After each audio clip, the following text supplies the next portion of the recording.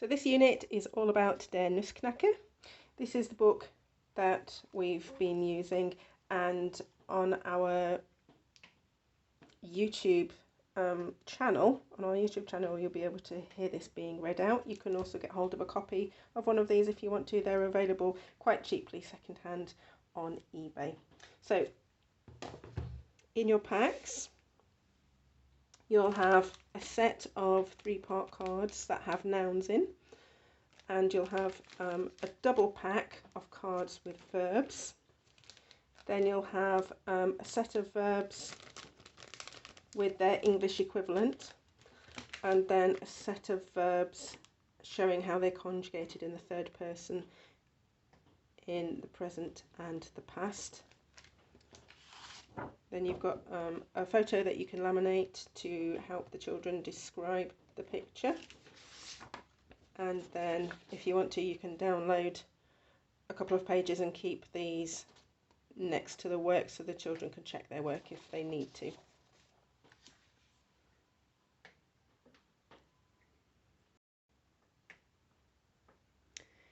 In a set of 3-part cards, you always have a larger picture that has the vocabulary underneath, then a smaller card that just has the picture on, and then the word cards underneath. And you start by laying out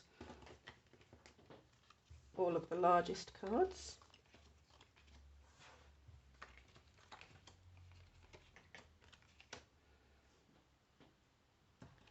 And then you have a look at the picture cards and match them up by placing them underneath the correct ones.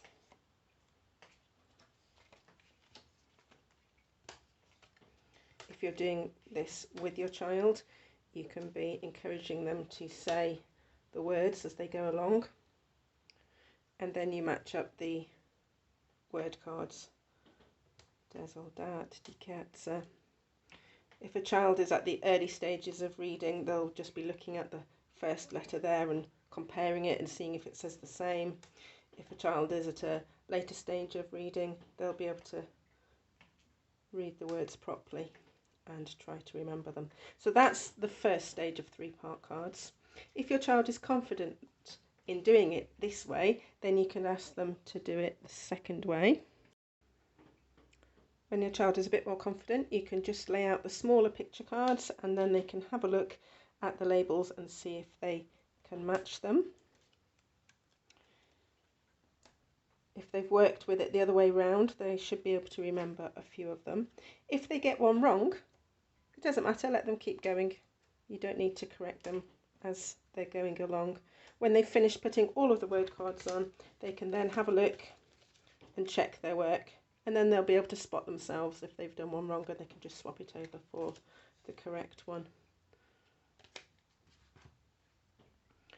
When you're reading the book, if you're reading the book to your child, or if the child is listening to the story on the YouTube channel, you can encourage them to have the cards laid out in front of them, either the cards with the words or the cards without the words, depending on how confident they're feeling.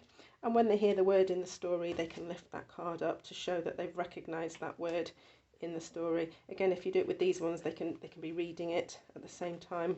If you do it with these ones, they'll need to have remembered them, so it's a step further ahead if you do it without the words on. And with any of the 3-part cards that you have that are nouns, you can always have a go at writing out the words der, die and das, the 3 German words for the, showing whether the words are masculine, feminine or neuter. And then you can ask the child to put them into the correct category. So they would look at this and think, is it der Mäusekönig, die Mäusekönig or das Mäusekönig? They'd put it next to the right one, and then they can use these cards to check. That's an activity that you can do with any German nouns. Any 3-part card packs that you've got that have nouns in, that's always a good one to do to help them remember which they are. And the next pack that you have is the same, so it's 3-part cards, but all of these ones are verbs, and they're verbs that come up in the story, so you can encourage your child to make an action for each of these verbs. And they use them in the same way, so they lay out the big card first, then match the picture, then match the word. And when they're confident, they can just lay out the smaller cards that don't have the word on, and try to find the correct word and use the bigger cards to check to see if they've got it right. If you're not sure what some of these pictures are supposed to represent, you can have a look on this sheet here as well. The English is all down there if the picture isn't clear. And again, when you read the story or when they listen to the story being read on the YouTube channel, you can get them to act out or to pick up the cards when they recognise those words in the stories. It's good to try and read the book or listen to the book being read as many times as you can while you're working on this unit, because the words will become more and more familiar to them. So the next set is a set of just matching up the verbs. So you've got the German verbs and the English verbs down here, all in the infinitive. They need to sort the cards out first of all, so all the ones with the dot on the right hand side are the German ones, and all the ones with the dot on the left hand side are the English ones, so they can separate them easily. And then they just have a look and see if they can match them up. So we've got, let's move that down a bit. We've got schleichen there. And then they can look along the English and see if they can find the English meaning. There it is, to creep. And join them together. So these are the same verbs that they have on the 3-part cards, but it's another way of doing that activity to help them try to remember the words. And we're going to come back to this pack again later. This next set is helping the child to practice recognising the infinitives, the third person present tense singular and the third person past tense singular as well. So all they're really doing is looking for patterns. So they need to find 3 that look the same.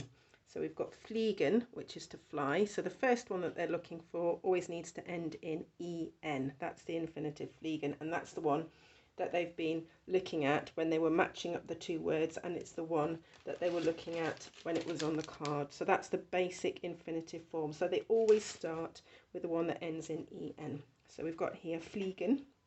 Then present tense is fliegt. We would say fliegt, he flies. So they're looking at the fact that they take off the en and add a t to make this into the he or she form. And then for the past tense, they're going to be looking for 2 words. And here they've got ist geflogen. And they'll notice that this one is irregular because it doesn't end in the T there.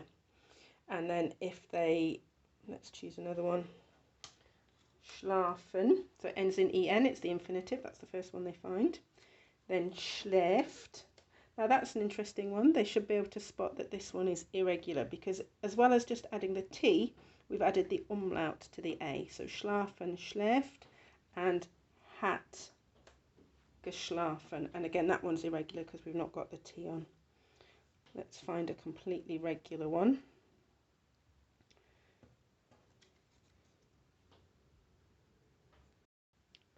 So here we've got wecken, which is to wake up. Wecken, weckt, hat geweckt. So there's your completely regular one, and this is what we'd expect, a T on the end instead of an en.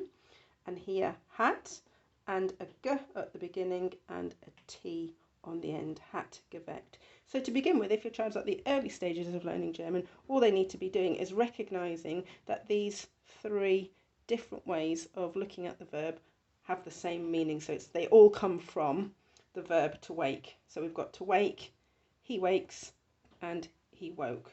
Wecken, weckt, hat geweckt. So they're just sorting them out and knowing that they're coming from the same root verb. Schlafen, schläft, hat geschlafen is all to do with sleeping. Fliegen, fliegt, ist geflogen is all to do with flying. If they're at a later stage of learning German, then they'll be wanting to memorise any of the irregular forms. So they'll need to know that schlafen doesn't become schlaft, but schläft. And fliegen doesn't become gefliegt, but geflogen. So depending on what stage they're at is how much of this that you will want them to be taking in. Is it just recognising that these are all from the same verb form? Here's another one. Tanzen, tanzt, hat getanzt. That's another regular one there. or do you want them actually to start memorising these irregular forms? So after they've done this once or twice, you can point out to them that some of these verbs here say ist at the beginning and some of them say hat. They have different auxiliary verbs, and you can ask them to sort them into two different piles. So they'd have all, that's not on the screen, they'd have all the sein verbs, that's the ones that have ist, that's the verb to be, they'd have all those in one pile, and all the verbs with haben, to have, in another pile. So fliegen, fliegt, ist geflogen, goes under the sein column. Schlafen, schläft, hat geschlafen, goes under the haben column. Wecken, weckt, hat geweckt, goes under the haben column. And tanzen, tanzt, hat getanzt, also goes under the haben column. And then when you get to, let's find another one from here, kommen, kommt, ist gekommen, that would be another one that would go under the sein section. So anything with ist on here goes under the sein column, and anything with hat on here goes under the haben column. All these ones take the verb to be when you make the past tense, and all these ones take the verb to have. So they're just looking out for whether it says hat here or whether it says ist here. And again, for children at the early stages of learning German, they just need to know that if they see ist with a g, it's telling you that something is in the past tense. So if they know that kommen means to come, and then they see ist gekommen, they know it's came. And with the haben ones, if they know that tanzen is to dance, and they see hat getanzt, they just know that's the past tense, so danced. And those who are at a further stage of learning German can start to learn these past tense forms.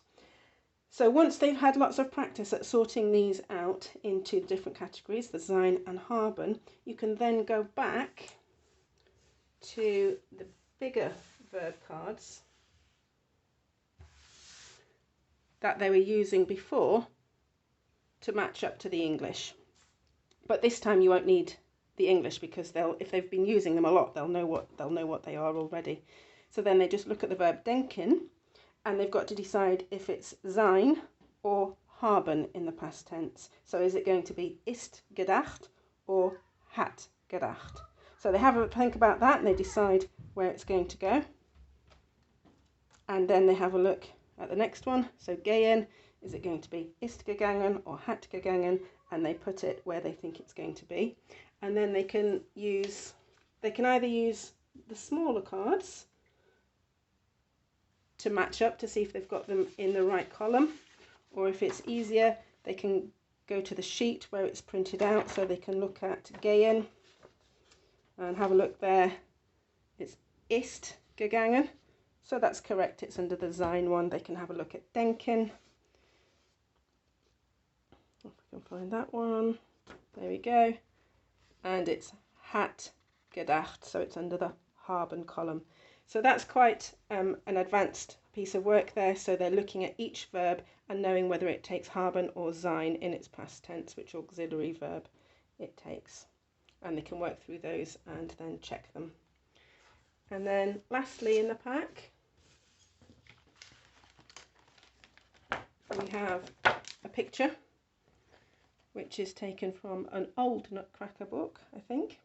And you can ask them to describe what there is in the picture. So es gibt, there is or there are, and es gibt kein or keine, there aren't any or there isn't any, and they can say what is in the picture and what's missing from the picture. Or ich sehe, I see, ich sehe kein, ich sehe keine, I see no.